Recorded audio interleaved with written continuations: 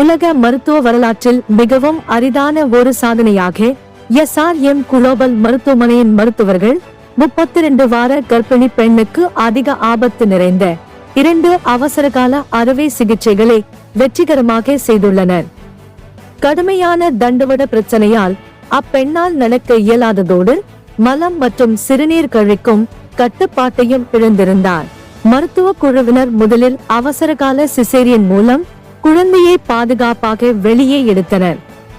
அதைத் தொடர்ந்து நரம்பு அழுத்தத்தை சரி செய்யவும் நிரந்தர பக்கவாதம் ஏற்படுவதை தடுக்கவும் சிக்கலான தண்டுவட அறுவை சிகிச்சையை உடனடியாக மேற்கொண்டனர். தற்போது தாய்க்கு நடக்கும் திறன் மீண்டும் கிடைத்துள்ளது. பிறந்த பச்சிளம் குழந்தையும் நலமுடன் பாதுகாப்பாக உள்ளது. Team of doctors from SRM Global Hospital வந்திருக்கோம். SRM Global Hospital பத்தி சொல்லணும்னா இங்க ஒரு 250 பெட் குவாட்டர்னரி கேர் ஹாஸ்பிட்டல் இருக்கக்கூடிய ஒரு ஹாஸ்பிட்டல்.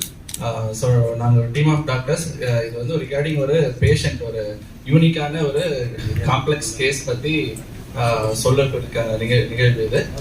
ஸோ நான் ஃபர்ஸ்ட் எல்லா டாக்டர்ஸ் இன்ட்ரடியூஸ் பண்ணியிருக்கேன். டாக்டர் யோகேஷ் குமார் அவர் senior consultant spine surgeon, doctor Vidyalakshmi அவர் சீனியர் கன்சல்டன்ட் மகப்பேறு மருத்துவர், doctor Abhinaya haematologist senior consultant, doctor Sharmitha senior consultant மயக்க மருந்து நிபுணர். இப்போ இந்த பேஷண்ட் பற்றியான details sir doctor Yogesh Kumar sir explain பண்ணுவோம். வணக்கம். இப்போ இந்த பேஷண்டோட ஏஜ் பார்த்தீங்கன்னா ஒரு 37 இயர்ஸ் இருப்பாங்க. லேடி வித் ஒபிசிட்டி, அதாவது வெயிட் அதிகமாக இருக்காங்க, ஒரு 130 kg. அண்ட் ப்ரெக்னன்சி பார்த்தீங்கன்னா ஒரு 31 வீக்ஸ் ப்ரெக்னன்சி. இவங்க என்ன சிம்டமோட ப்ரெசென்ட் பண்ணாங்க அப்படின்னா, காலையில் பெண்ட் பண்ணி ஒரு 10 to 15 kg பையனை தூக்கியிருக்காங்க. அதுக்கப்புறம் followed by she got numbness, கால்லாம் மறுத்து போயிடுச்சு. அண்ட் தென் யூரின் போகிற இடம் வெளிக்கு போகிற இடம்லாம் மறுத்து போயிடுச்சு. அதுக்கப்புறம் அவங்களால இமீடியட்டாக சடனாக நடக்க முடியல. ஸோ உடனே ஹாஸ்பிட்டல் இந்த என்வரான்மெண்ட் வரும்போது she was already pregnant of 31 weeks, number 1. And number 2, கால் மறுத்து போனது உடனே வந்துட்டு யூரின் மூத்திர நரம்புகள் செயல் இருக்கும் போது நம்ம திங்க் பண்ணுறது ஃபர்ஸ்ட் ஸ்பைனல் கார்டு தான். ஏன்னா ஸ்பைனல் கார்டு சிம்டம் இருக்கிறதுனால இவங்களுக்கு எம்ஆர்ஐ பண்ணுவோம். எம்ஆர்ஐ பண்ணி பார்க்கும்போது தான் தெரிஞ்சது இந்த பெரிய டிஸ்க்னு சொல்லுவோம், L4 L5ல ஜவ்வு விலகி நரம்பு ஃபுல்லாக அழுத்தி அந்த நரம்புகள் காலுக்கு போகிற நரம்புகளும் ப்ளஸ் மூத்திரம் அண்ட் வெளிக்கு போகிற நரம்புகளும் நல்லா செயல் இருக்க ஆரம்பிச்சிருச்சு. ஸோ இது பேர் காடா ஈக்குனா சிண்ட்ரோம் அப்படின்னு சொல்லுவோம் ஆங்கிலத்தில். இது வந்து ஒரு ரியல் ஸ்பைனல் எமர்ஜென்சி. இதை நம்ம இமீடியட்டாக ஆப்ரேட் பண்ணி சரி பண்ணலன்னா இவங்களால லைஃப் லாங்காக இதுலேருந்து எழுந்திருக்க முடியாது. ப்ளஸ் மூத்திரம் போகிறதும் வெளிக்கு போகிறதும் கண்ட்ரோல் இருக்காது. அந்த கண்ட்ரோல் சீக்கிரம் செயல்படுத்தும். ஸோ யூஸ்வலாக இந்த கார்டியாக் ஈக்குனா சிண்ட்ரோம் வந்து ஒரு 12 ஹவர்ஸில் ஆப்ரேட் பண்ணுவோம். பட் இவங்களுக்கு இருந்த சேலஞ்சஸ் இருந்ததுன்னா இவங்களோட கோமாபிலிட்டிஸ், அதாவது இவங்க இது கூட obesity 130 kg, diabetes, gestational diabetes சொல்லுவோம், கெஸ்டேஷனல் நீரிழிவு வியாதி, அண்ட் ஹைப்பர் டென்ஷன் ரத்த கொதிப்பு, ஹைப்போதைராய்டு, இதெல்லாம் ஒரு சில நார்மல் பிரெக்னன்சிக்கு வர்றது. பட் ஆனால் இவங்களுக்கு அது கூட இருக்க ஒரு APLA அப்படின்னு ஒரு சிண்ட்ரோம். இந்த சிண்ட்ரோம் வந்துட்டு சீக்கிரம் ரத்தத்தை உரைய வைக்கிற சிண்ட்ரோம். அதனால இவங்க கிளெக்சின் அப்படின்னு ஒரு மருந்து எடுத்துகிட்டே இருக்கணும். ஸோ அதனால தான் எங்களுக்கு இந்த எமர்ஜென்சி ஒரு சேலஞ்சிங்காக அமைஞ்சது.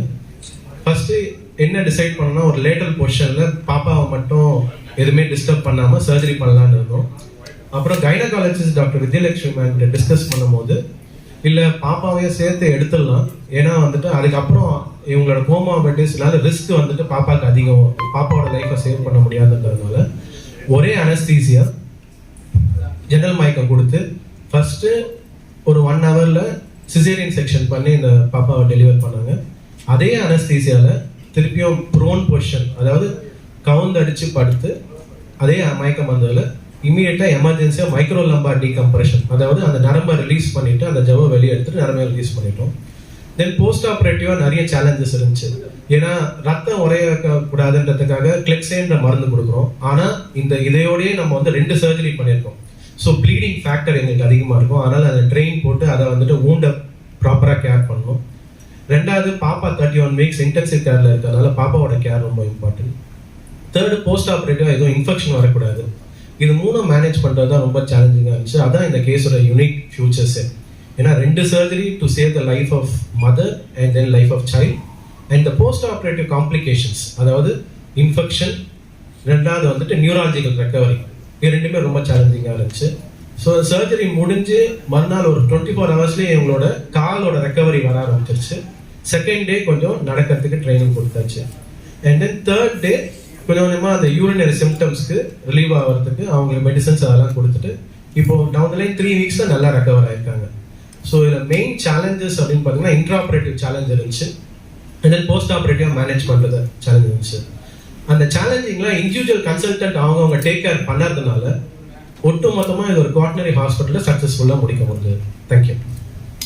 டெலிவரி பண்ணணுமா இல்லை ஸ்பைன் சர்ஜரி முடிஞ்சதுக்கப்புறம் டெலிவரி ப்ரொலாங் பண்ணிட்டு ஒரு 37-38 வீக்ஸில் டெலிவரி பண்ணணுமா அப்படின்றது தான். பட் இவங்களுக்கு இருந்த ஒரு high risk profile, obesity, uncontrol sugars, hypertension and APLA இதெல்லாம் சேர்ந்து இருக்கும்போது ஜென்ரலாகவே பொதுவாக எல்லாருக்கும் குழந்தை கர்ப்பப்பையில் இருக்கும்போதே குழந்தையோட இதய துடிப்பு போகிறதுக்கான வாய்ப்பு ஜென்ரலாகவே உண்டு இந்த மாதிரியான ஒரு ஹை ப்ரொஃபைல் பேஷண்ட்க்கு. ஸோ இந்த பேஷண்ட் ஒரு சர்ஜரி கோத்ரூ பண்ணிட்டு வெளில வரும்போது இந்த பேபிக்கு ஒரு பேபியோடைய கண்டிஷன் வேர்சன் ஆக சான்ஸ் அதிகமாக இருக்குன்ற ஒரே ரீசனுக்காக நாங்கள் எல்எஸ்சிஎஸ் பண்ணிவிட்டு அதுக்கப்புறம் ஸ்பைன் சர்ஜரி பண்ணலான்ற ஒரு முடிவு எடுத்தோம். பேபி ப்ரீடம் தான் 31 வீக்ஸ். பட் எங்கள் ஹாஸ்பிட்டலில் ஒரு நல்ல என்ஐசியூ பேக்கப் இருந்துச்சு. ஸோ பேபி நல்லாவே ரெக்கவர் ஆகிட்டு வெளில வந்துட்டாங்க. அவங்கள ஆல்மோஸ்ட் நான் 13 வீக்ஸ் ஆஃப் ப்ரெக்னன்சி, அதாவது ஃபர்ஸ்ட் டைம் நான் பார்க்கும்போது 13 வாரம் ப்ரெக்னெண்ட்டாக இருந்தாங்க.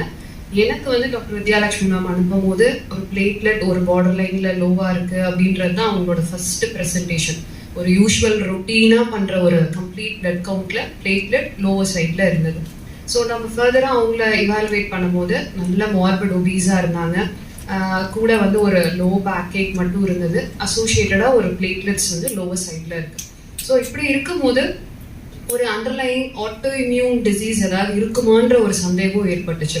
ஸோ அதுக்காக அவங்களுக்கு இந்த ஆன்டிபாஸ்போலிபிட் ஆன்டிபாடி, அதாவது ஆப்லான்னு சொல்கிறோம் இல்லையா, அந்த டெஸ்டிங்க்கு நாங்கள் சென்ட் பண்ணியிருந்தோம். ஆப்லா, ஆட்டோ இம்யூன், ஏனே ப்ரொஃபைல் அதெல்லாம் சென்ட் பண்ணும்போது அந்த ஆப்லா ப்ரொஃபைல் பாசிட்டிவாக இருந்தது. அதாவது ஏன் இவ்வளோ சிக்னிஃபிகண்ட், இதில் என்ன சேலஞ்ச் இருக்குது, ஆன்டிபாஸ்போலிபிட் பாசிட்டிவாக இருந்ததுன்னா என்ன டிஃபிகல்ட்டி அப்படின்னா, as such pregnancy itself அதுவே ஒரு ஹைப்பர் கோயாகுலபிள் ஸ்டேட், அதாவது ரத்தம் அதிகமாக உறையக்கூடிய தன்மை உள்ள ஒரு ஸ்டேட் அது. பிகாஸ் அந்த ஹார்மோனல் சேஞ்சஸ்னால அந்த ஹைப்பர் கோயாகுலபிள் ஸ்டேட் இருக்கும். இப்போ இந்த கண்டிஷனில் அசோசியேட்டடாக இந்த ஒரு ஆன்டிபாஸ்போலிபிட் ஆன்டிபாடி இருக்கும் போது இயர்லியாக ஃபீட்டல் லாஸ், அதாவது அபார்ஷன் ஏற்படக்கூடிய வாய்ப்புகள் அதிகமாக இருக்கும். ஸோ ரத்தம் உறையிறதுனால, அதாவது த்ராம்போசிஸ், ரத்த குழாய் அடைப்பு ஏற்படக்கூடிய ரிஸ்க் அதிகமாக இருக்கும். அதனால் பிளட் ஃப்ளோ குழந்தைக்கு அஃபெக்ட் ஆகும், பிளாசென்டல் இன்சஃபிஷியன்சின்னு சொல்லுவோம், அதெல்லாம் ஏற்படக்கூடிய வாய்ப்புகள் உண்டு அந்த ஆப்லானால. ஸோ அதனால முதல் கட்டமாக அந்த இயர்லி ட்ரைமஸ்டர்லேருந்தே இவங்களுக்கு அந்த ரத்தம் உறையாமல் இருக்கிறதுக்காக கிளெக்சேல், அதாவது ஹெப்பாரன் வகை ஊசி அவங்களுக்கு கிடைச்சிட்டு இருந்துச்சு. ஹெப்பாரனும் ஆஸ்பிரனும் கிடைச்சிட்டு இருந்துச்சு. இதில் என்ன சேலஞ்ச்னா இவங்களோட வெயிட் மோர் தென் 120 இருந்தது. ஸோ நம்ம அந்த ஹெப்பாரன் டோஸ் அதிகமாக கொடுத்தா ப்ளீடிங் ரிஸ்க்கும் இருக்கும், ஹெப்பாரன் டோஸ் கம்மியாக கொடுத்தா த்ராம்போசிஸ் ரிஸ்க்கும் இருக்கும். ஸோ இவங்களோட மல்டிபிள் கோமார்பிட்ஸ், அவங்களோட வெயிட்டு, அவங்களோட ப்ளீடிங் ரிஸ்க், அவங்களோட த்ராம்போசிஸ் ரிஸ்க் ரெண்டையும் பேலன்ஸ் பண்ணி தர மாதிரி இருந்தது அந்த ஹெப்பாரன் இன்ஜெக்ஷன். ஸோ அது இல்லாமல் கூட ஆஸ்பிரின் ஆன்டி பிளேட்லெட்டான அந்த ட்ரக்கும் அவங்களுக்கு கிடைச்சிட்டு இருந்துச்சு. ஸோ இது இந்த ஃபீட்டல் லாஸ் எல்லாம் வரக்கூடாது, ப்ரெக்னன்சி சக்ஸஸ்ஃபுல்லாக அவுட்கம் இருக்கணுன்றதுக்காக கண்டினியூஸாக கிடைச்சிட்டு from the first trimester. But around 31 வீக்ஸில் she has got all this அந்த கார்டா எக்வினா சிண்ட்ரோம் அந்த மாதிரி இஷ்யூஸ் இருக்கும் போது எமர்ஜென்சியாக சர்ஜரி எடுக்கிற மாதிரி இருந்தது. ஸோ அதில் நம்ம இந்த ஹெப்பாரின் ரத்தம் உறையாமல் இருக்கிறதுக்காக கொடுக்கறதுனால அந்த ப்ளீடிங் ரிஸ்க் காம்ப்ளிகேஷன்லாம் இருந்திருக்கும்.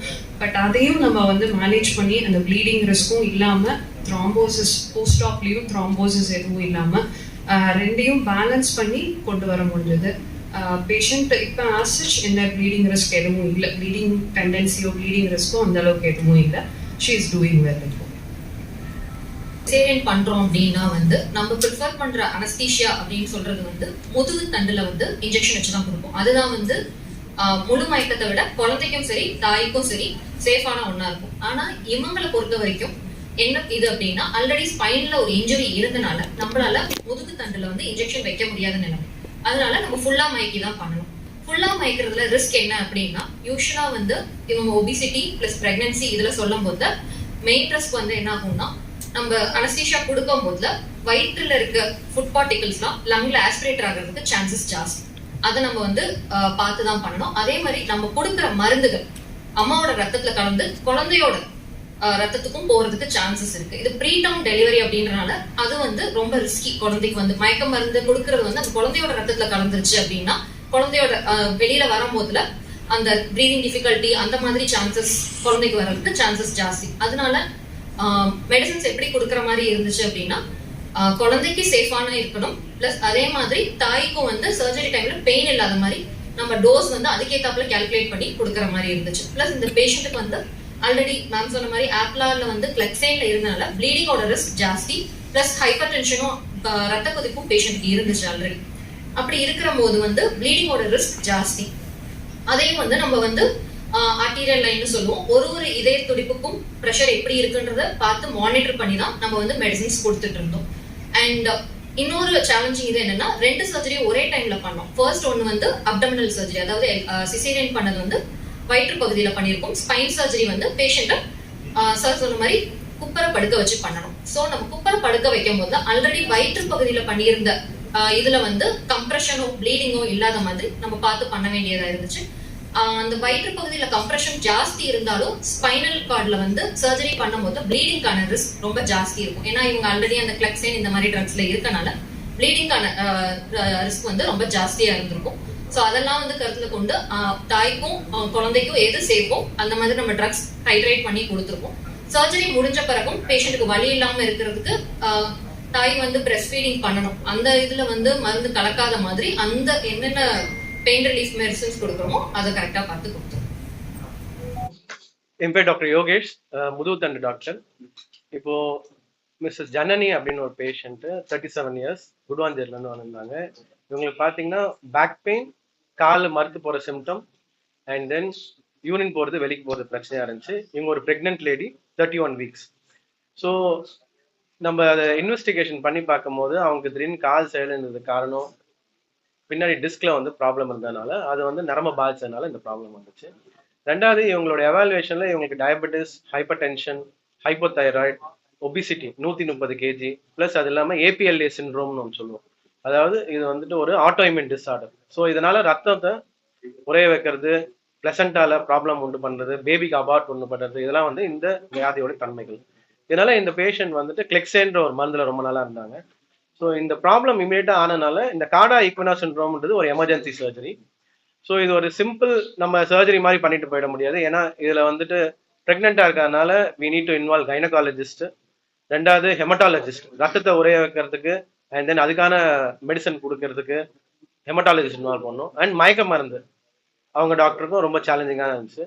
ஸோ இந்த சர்ஜரி எமர்ஜென்சியாக அவங்ககிட்ட சொல்லி அவங்க ப்ராப்ளமை புரிய வச்சு அதுக்கப்புறம் ஒரு 6 hours to 8 hours first caesarean பண்ணோம். தென் சைல்டு வந்து 31 வீக்ஸ்னால அந்த சைல்டை எடுத்துட்டு ஐசியூ கேர்ல தேவைப்பட்டது. ஃபாலோட் பை இமீடியட்டாக கவுந்தடிச்சு படுத்துட்டு பேஷண்ட்டுக்கு அதே அனஸ்தீசியால தென் ஃப்ளோர் எல்லாமே கரெக்டாக ஸ்டெரைல் கண்டிஷனில் மாப் பண்ணிட்டு ப்ரோன் பொசிஷனில் எமர்ஜென்சியாக மைக்ரோ லம்பார் டிஸ்கெக்டமின்னு எமர்ஜென்சி சர்ஜரி பண்ணி அந்த நரம்போட ப்ரெஷரை ரிலீவ் பண்ணியிருக்கோம். ஸோ இந்த சர்ஜரியோட சேலஞ்சிங் அப்படின்னு பார்த்தீங்கன்னா மெயினாக ஒபிசிட்டி தான் ஒரு முக்கியமான சேலஞ்சிங்காக இருந்துச்சு. தென் போஸ்ட் ஆப்ரேட்டிவாக இந்த ஒபிசிட்டிலேருந்து இவங்க இன்ஃபெக்ஷன்லாம் வராமல் இருக்கிறதுக்காக அதுக்கான ஆன்டிபயோட்டிக், அதுக்கான கன்சல்டன்ஸ் கரெக்டாக ட்ரீட் பண்ணி டவுன் த லைன் செகண்ட் டேவே அவங்க கால் மறுக்கிறது கம்மியாகி நடக்குறாங்க. அண்ட் தென் 3rd வீக்ல அவங்க இண்டிபெண்டா நடக்கிறதுக்கு சரியாயிட்டாங்க. இதுதான் இந்த கேஸோட ஃபுல் டீடைல். இந்த கேஸ் வந்து பாத்தீங்கன்னா சர்ஜரி சினாரியோன்றதோட காம்ப்ளிகேஷனோட சினாரியோ. இந்த APLA syndrome, diabetes, hypertension, hypothyroid plus obesity 130 kgன்ற சினாரியோ வந்து அவ்வளவு சீக்கிரம் அமையாது. அண்ட் ஏபிஎல்ஏனால இந்த 2 சர்ஜரியும் பேக் டு பேக் எமர்ஜென்சியா பண்றதுன்றது நாங்க ஃபர்ஸ்ட் இது வந்துட்டு காம்ப்ளிகேஷன் வைஸ் திங்க் பண்ணோம், பேஷண்ட் கேர் வைஸ் திங்க் பண்ணனால நிறைய யோசிக்கல. பட் எவ்ரிதிங் அவுட்கம் வெளியே வந்த பேர் தான் லிட்ரேச்சர்லாம் எடுத்து பார்க்கும் போது இந்த மாதிரி கேஸ் எதுவும் வேர்ல்ட்ல காம்பினேஷன் அமையல, இது ஃபர்ஸ்ட் டைமா பண்ணியிருக்கோம் அப்படின்றது வந்து தெரியாது. So the reason for the successful thing is only the hospital coronary care, hospital facility sir, number 1. ஏன்னா எல்லா ஃபெசிலிட்டியும் நாங்க கேட்கறதுலாம் கிடைச்சது. ரெண்டாவது அதுக்கேற்ற மாதிரி எல்லா சீனியர் கன்சல்டன்ஸும் அன்னைக்கு பேக்கப் தான் இருந்தாங்க சார். ஸோ மகப்பேர்ல டாக்டர் வித்யலட்சுமி, அண்ட் தென் ஹெமட்டாலஜில டாக்டர் அபிநயா, அண்ட் தென் அனஸ்தீசியால டாக்டர் சண்மதி. ஸோ இவங்க எல்லாமே கோஆர்டினேட்டராக இருந்ததுனால it is easy for as.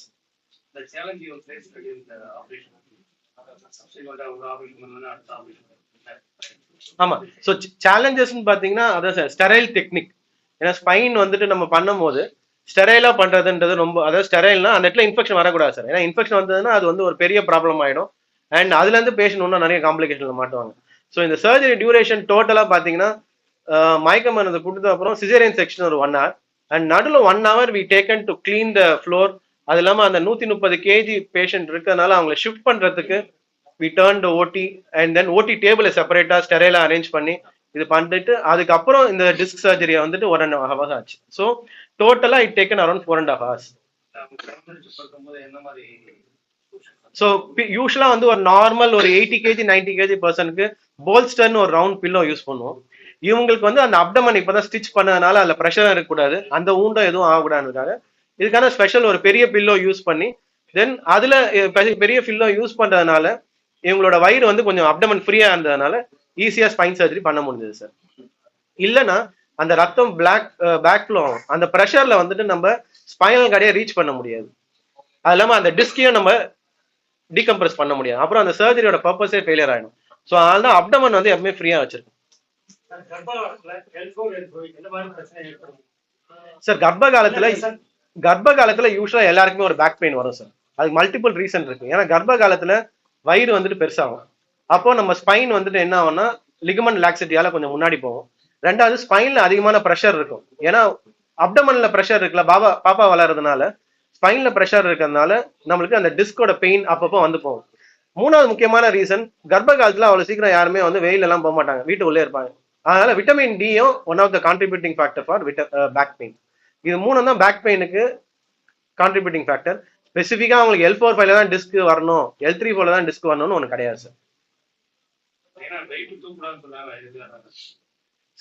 Wait பிரெக்னன்சில தூக்கக்கூடாதுன்றதுக்கு வந்துட்டு மெயினா இந்த மாதிரி ஃபேக்டர்ஸ், ஏன்னா ப்ரெஷரை இன்க்ரீஸ் பண்ணும், அது இல்லாம வந்துட்டு வளர்ற தன்மையை இன்க்ரீஸ் பண்ணும், பிளஸ் பின்னாடி பேக்ல ப்ரெஷர் இன்க்ரீஸ் பண்ணும். இதான் வெயிட் தூக்குறது வந்து ஒரு முறை இருக்கு சார். முட்டியை மடிச்சுட்டு தூக்குனா கொஞ்சம் அதுல ப்ரெஷர் குறையும். நம்ம அப்படியே பெண்ட் பண்ணி தூக்குறதுனால தான் ப்ரெஷர் அதிகமாகும்.